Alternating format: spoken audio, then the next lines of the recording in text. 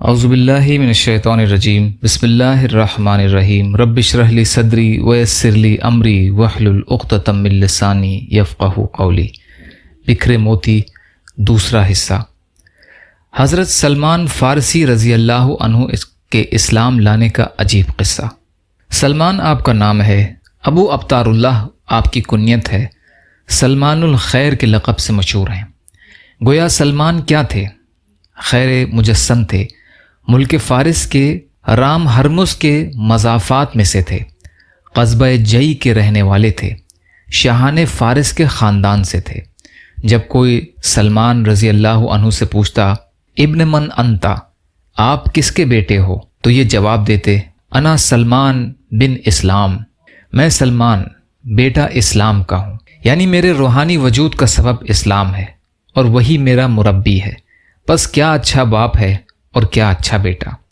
حضرت سلمان رضی اللہ عنہ کی عمر بہت زیادہ ہوئی۔ کہا جاتا ہے کہ حضرت سلمان نے حضرت مسیح بن مریم علیہ السلام کا زمانہ پایا ہے، اور کچھ کہتے ہیں کہ حضرت مسیح بن مریم کا زمانہ تو نہیں، لیکن حضرت مسیح کے کسی حواری اور وسیع کا زمانہ پایا ہے۔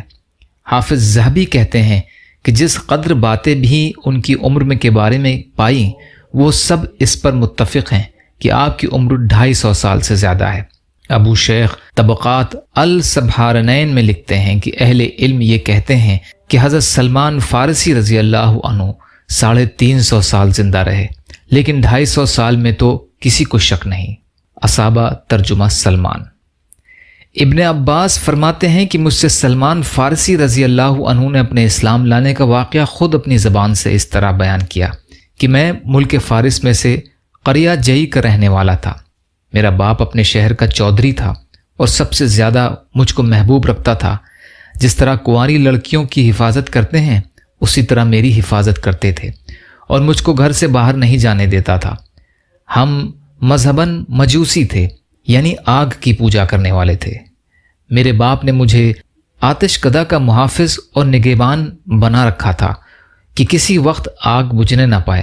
ایک مرتبہ میرا باپ تعمیر کے کام میں مشغول تھا، اس لیے مجبوری میں مجھ کو کسی زمین اور کھیت کی خبر گیری کے لیے بھیجا اور یہ تاکید کی کہ دیر نہ کرنا۔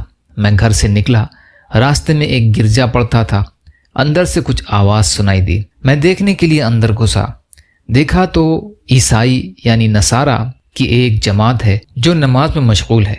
مجھ کو ان کی عبادت پسند آئی اور اپنے دل میں یہ کہا کہ یہ دین ہمارے دین سے بہتر ہے۔ میں نے ان لوگوں سے پوچھا کہ اس دین کی اصل کہاں ہے؟ ان لوگوں نے کہا ملک شام میں۔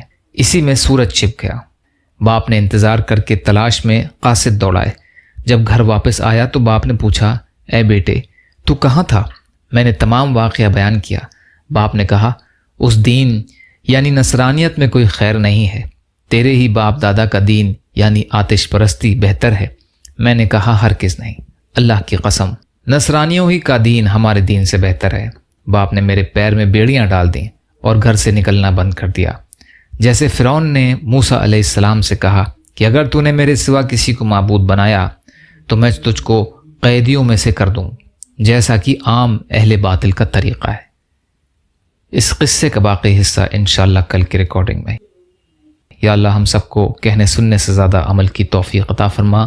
یا اللہ مظلوم فلسطینیوں کی، کشمیریوں کی، روہنگیا مسلمانوں کی اور مسلمان جہاں بھی پریشان حال ہیں، ظالموں کے ظلم کا شکار ہیں، آپ ان کی بھرپور مدد فرمائیے۔ ہم سب کو اپنی استطاعت کے بقدر اپنا حق ادا کرنے والا بنائیے۔ یا اللہ آپ قادر مطلق ہیں، ہر شے پر قادر ہیں، آپ کے لیے ہر چیز کرنا آسان ہے، ہمارے لیے آسانیاں پیدا فرمائیے۔ صبر اور شکر اور اچھی طرح عبادت کرنے والا بنائیے۔ بغض، حسد، جلن، کینہ، تکبر، ریاکاری ہمارے دلوں سے نکال دیجیے۔ اپنے حلال میں سے دیجیے، حرام سے بچائیے، اپنے غیر سے بے نیاز کر دیجیے۔ ہر خیر کی چیز میں ہمارا حصہ کر دیجیے، ہر شر کی چیز سے ہماری حفاظت فرمائیے۔ یا اللہ ہمارا خاتمہ کلمہ توحید اور کلمہ خیر پہ عطا فرمائیے۔ یا اللہ جو مانگا وہ بھی عطا کر دیجیے، جو بھول گئے وہ بھی عطا فرما دیجیے۔ اللہم لا تسلط علینا من لا یرحمنا ولا یخافک فینا، اللہم اجرنی فی مصیبتی واخلف لی خیرا منہا، ربنا تقبل منا انک انت السمیع العلیم، برحمتک یا ارحم الراحمین، لا الہ الا اللہ محمد رسول اللہ۔ السلام علیکم۔